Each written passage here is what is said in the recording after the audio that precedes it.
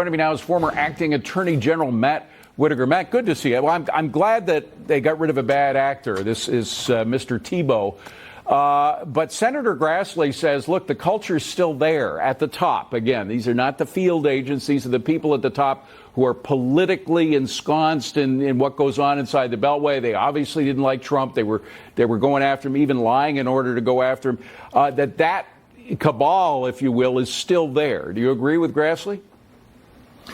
Yeah, I do. And Senator Chuck Grassley, who's my home state senator, is doing a fantastic job of just kind of peeling the onion back a step at a time. But, you know, there continues to be challenges and obvious political bias at the FBI. And I know that, you know, there are many good men and women at the FBI that don't stand for it. Many of them, and several of them, have gone to both Senator Grassley and Senator Johnson to point them in the right direction. I mean, this can't be that the FBI puts their thumb on the scale by spiking stories or discrediting stories leading up to an election, and then at the same time opens investigations that harass and dog an American president for many years. And so it's very frustrating as someone like myself that's been at the Department of Justice and believes in its ideals, these instances of political bias in individuals that are willing to carry that water are very disappointing. Well, and you were there when some of this stuff was happening. I mean, we know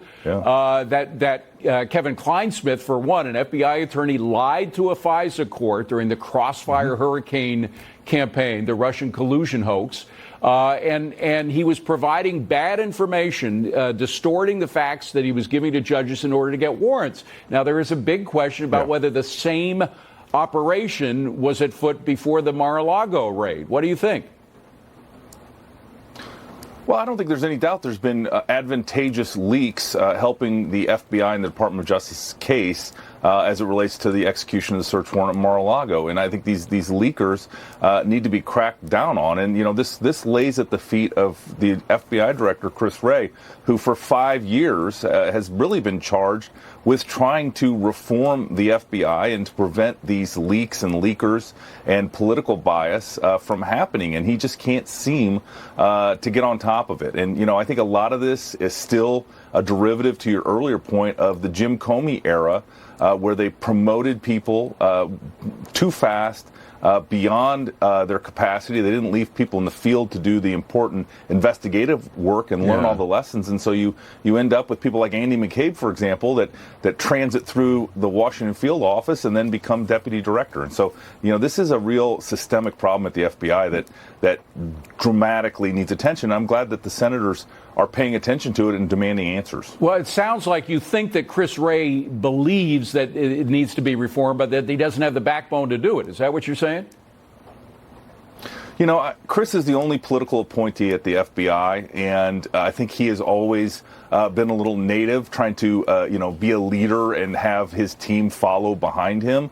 But at the same time, until he gets rid of all of the folks that are politicizing the FBI, he's going to have this same problem everywhere he turns. And, you know, there are so many examples now of the FBI that has put their thumb on the scale in these politically charged investigations. And instead of doing the right thing and being deliberate, they have tried to take advantage of their position and, you know, play politics. And Matt, that can never be the case, David. I want to get into another subject, but one more on this. Do you think that what they were doing with this raid on Mar-a-Lago was just fishing, throwing out a big net, and we don't know the details of exactly they were fishing for because of the affidavit and all the redactions, but is that what you think they were up to with the Mar-a-Lago raid?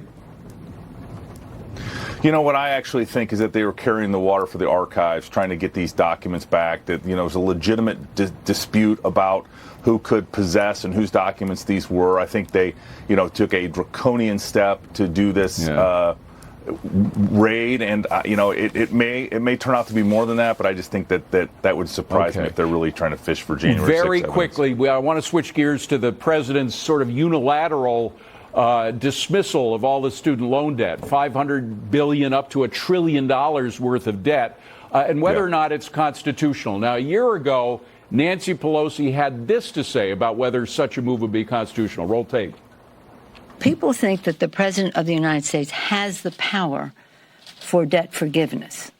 He does not.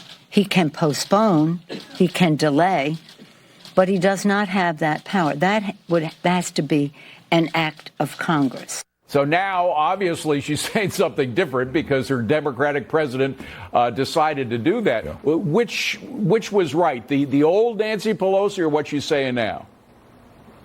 Yeah, well, it's unconstitutional, illegal for him to do this. Congress should grow a backbone and step up and speak to this issue and tell the president he can't spend $1 trillion to forgive student loan debt, and do it on the backs of hardworking Americans that either paid off their debt or never went to college in the first place. So will somebody take the administration to court before it's actually done? Absolutely. Okay. Matt Whitaker, good to see you, my friend. Thank you very much. We've got to run.